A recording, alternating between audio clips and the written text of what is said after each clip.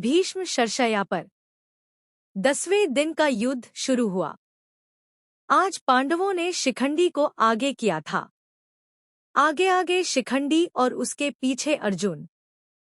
शिखंडी की आड़ से अर्जुन ने पितामह पर बाण बरसाए। शिखंडी के बाणों ने वृद्ध पितामह का वक्षस्थल बींध डाला। भीष्म ने अपने चेहरे पर जरा भी शिकन न आने दी और शिखंडी के बाणों का प्रत्युत्तर नहीं दिया।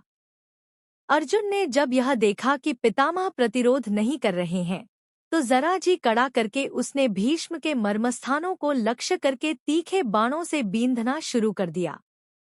भीष्म का सारा शरीर बिंध गया, पर इतने पर भी उनका मुख मलिन न हुआ। भीष्म ने अर्जुन पर शक्तिस्त्र चलाया। अर्जुन ने उसे 3 बाणों से काट गिराया। अब भीष्म को यह निश्चय हो गया था कि आज का युद्ध उनका आखिरी युद्ध होगा। इस कारण वह हाथ में ढाल तलवार लेकर रथ से उतरने लगे। अर्जुन का बाण बरसाना जारी था। उसके बाणों ने पितामह के शरीर में उंगली रखने की भी जगह न छोड़ी थी। पितामह के सारे शरीर में बाण ही बाण घुस गए थे। ऐसी अवस्था में ही भीष्म रथ से सिर के बल जमीन पर गिर पड़े। भीष्म गिर तो गए, लेकिन उनका शरीर भूमि से नहीं लगा। सारे शरीर में जो बाण लगे हुए थे वे एक तरफ से घुसकर दूसरी तरफ निकल आए थे। भीष्म का शरीर जमीन पर न गिरकर उन तीरों के सहारे ही ऊपर उठा रहा। पितामह अर्जुन से बोले, बेटा अर्जुन, मेरे सिर के नीचे कोई सहारा नहीं है, वह लटक रहा है, कोई ठीक सा सहारा तो लगा दो। भीष्म ने ये वचन उसी अर्जुन से कहे जिसने अभी अभी प्राणहारी बाणों से उनको बींध डाला था। भीष्म का आदेश सुनते ही अर्जुन ने अपने तरकस से 3 तेज बाण निकाले और पितामह का सिर उनकी नोक पर रखकर उनके लिए उपयुक्त तकिया बना दिया। भीष्म बोले, हे राजागण, अर्जुन ने मेरे लिए जो सिरहाना बनाया है उसी से मैं प्रसन्न हुआ हूँ। अभी मेरा शरीर त्याग करने का उचित समय नहीं हुआ है, अतः सूर्य नारायण के उत्तरायण होने तक मैं यहीं और ऐसा ही पड़ा रहूंगा। आप लोगों में से जो भी उस समय तक जीवित बचें, वे आकर मुझे देख जाए।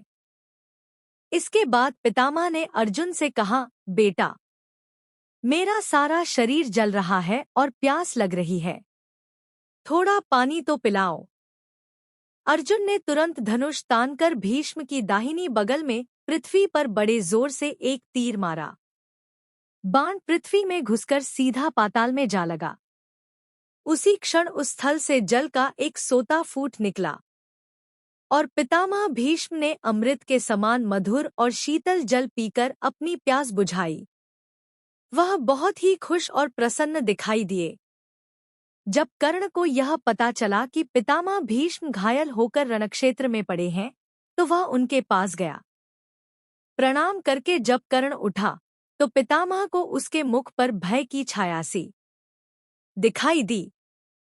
यह देखकर भीष्म का दिल भर आया। शरीर पर लगे हुए बाणों से होने वाले कष्ट को दबाकर बोले, बेटा, तुम राधा के पुत्र नहीं, कुंती के पुत्र हो। सूर्यपुत्र, मैंने तुमसे कभी द्वेष नहीं किया, अकारण ही तुमने पांडवों से वैर रखा।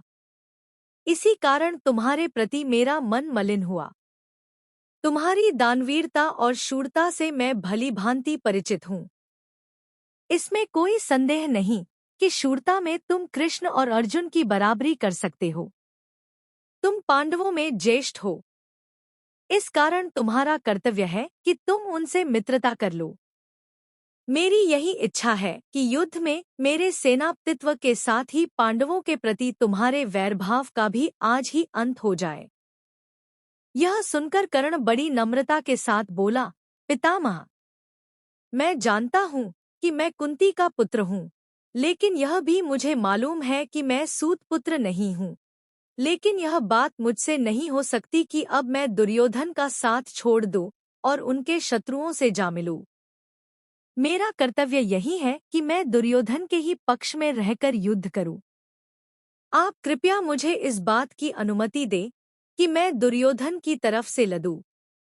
मैंने जो कुछ किया या कहा है, उसमें जितने दोष हों, उसके लिए मुझे क्षमा कर दें। कर्ण का कथन भीष्म बड़े ध्यान से सुनते रहे।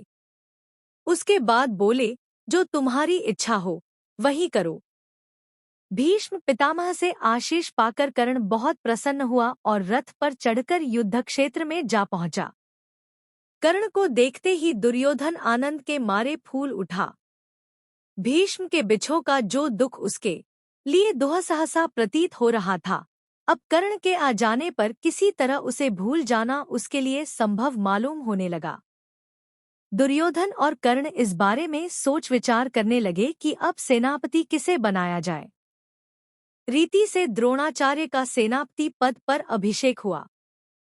द्रोणाचार्य ने 5 दिन तक कौरवों की सेना का संचालन करते हुए घोर युद्ध किया।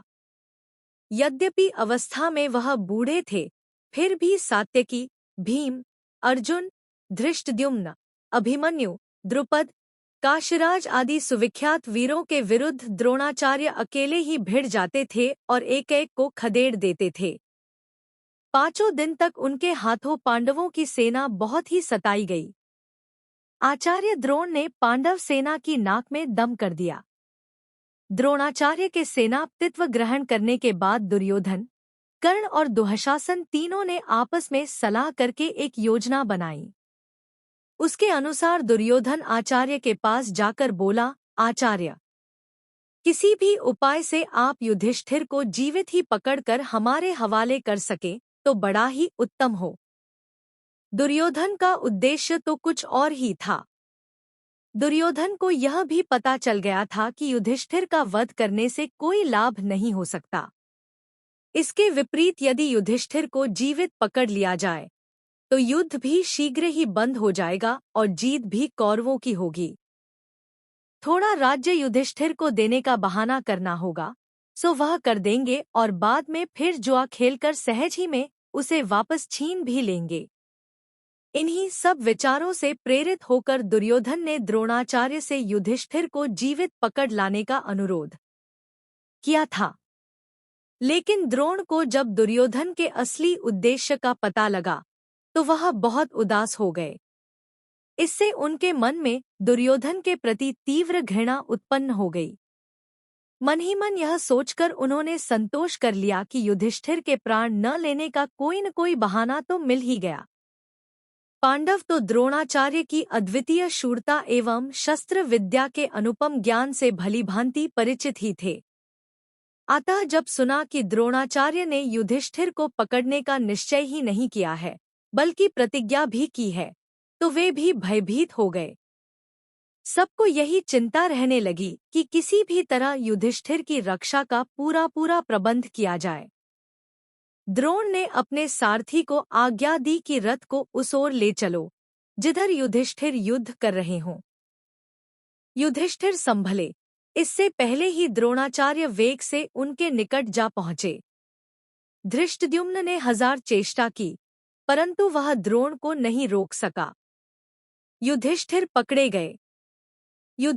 पकड़े गए कि चिल्लाहट से सारा कुरुक्षेत्र गूंज उठा। इतने ही में एकाएक न जाने कहां से अर्जुन उधर आ पहुंचा और अर्जुन के गांडीव से बाणों की ऐसी अविरल बौछार छूट रही थी कि कोई देख ही नहीं पाता था कि कब बाण धनुष पर चढ़ते और कब छूटते थे। कुरुक्षेत्र का आकाश बाणों से भर गया। इस कारण सारे मैदान में अंधकार सा छा गया।